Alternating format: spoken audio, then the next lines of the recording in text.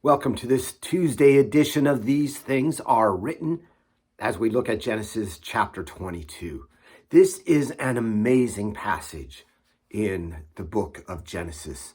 Very Christological, meaning there's a lot of Christ in this, even though it was written, or I should say happened about 2,000 years before Christ's birth. It points directly to what God would do through his son Jesus. The question, however, that often is asked as we read this is, why would God tell Abraham to offer his own son as a sacrifice? You might think about that as we read through this passage. We'll talk a little bit about that at the end.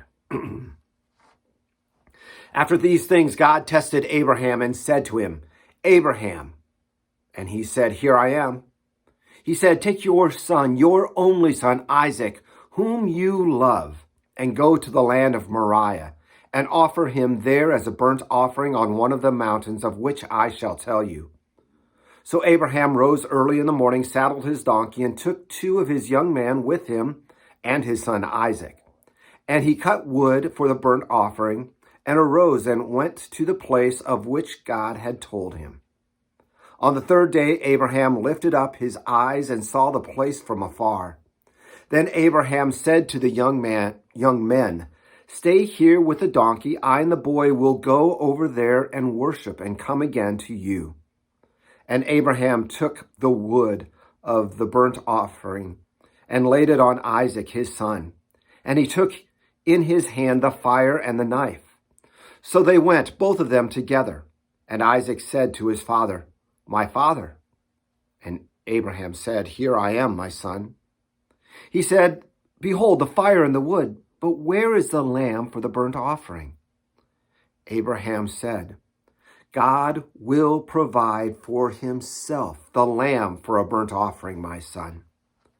So they went, both of them together.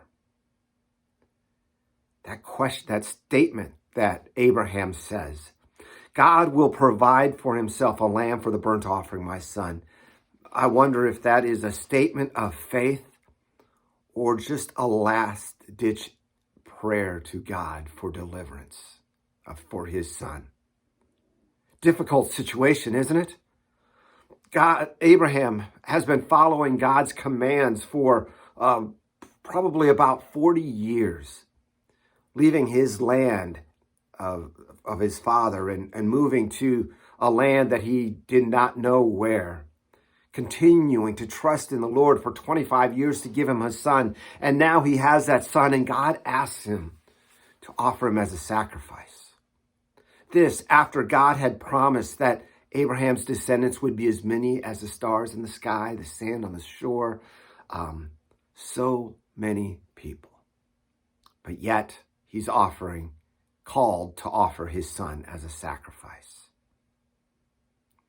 Let's continue. Verse 9.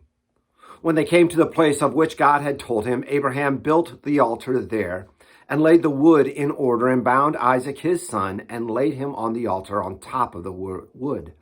Then Abraham reached out his hand and took the knife to slaughter his son. But the angel of the Lord called to him from heaven and said, "Abraham, Abraham." And he said, "Here I am." He said, "Do not lay your hand on the boy or do anything to him. For now I know that you fear God, seeing that you have not withheld your son, your only son, from me." And Abraham lifted up his eyes and looked, and behold, behind him was a ram caught in a thicket by his horns. And Abraham went and took the ram and offered it up as a burnt offering instead of his son. So Abraham called the name of that place, "The Lord will provide." As it is said to this day, "On the mount of the Lord it shall be provided." I think that answers our question, doesn't it? Our question on whether it was his statement that the Lord would provide was a statement of faith or simply of hope or of a prayer. It was definitely a statement of faith, that the Lord would indeed provide the lamb for sacrifice.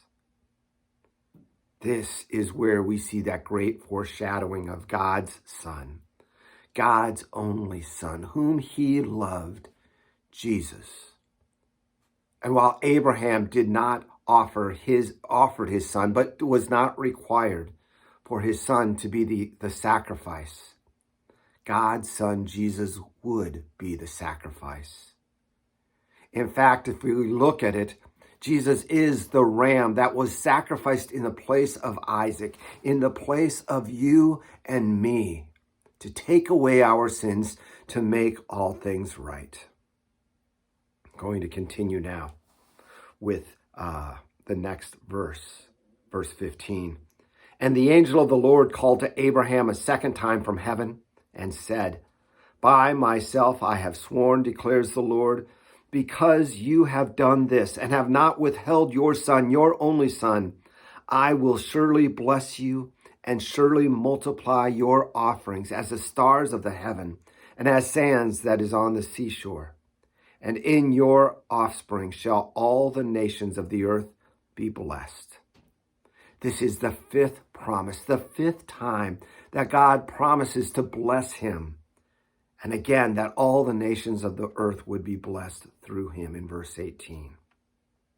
So the question that we're going to get back to is, why would God tell Abraham to offer his son?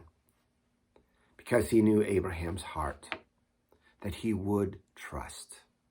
It was a test of faith. He passed that test. God never desired him to offer his son. It was testing him to see if he would give up that one thing that he might withhold from God. But he didn't. He passed the test, and God rewarded him as he promised. Does this mean God will test us in this way?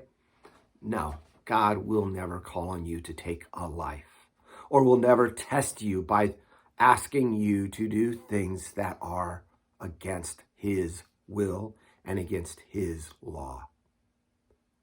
You see, this was before the Ten Commandments were given, before the law was given not to kill. While it was written on man's heart, God had not yet given it to them. But God has given us that law. We know what's right and wrong. If you hear a voice telling you to do something that's wrong, you can know that it is not from God, but it is from the evil one. Trust in God, trust in his word always. And remember, the Lord truly did provide the lamb of sacrifice for you and for me. That sacrifice being Jesus. God bless. We'll see you back here tomorrow on Wednesday. God bless.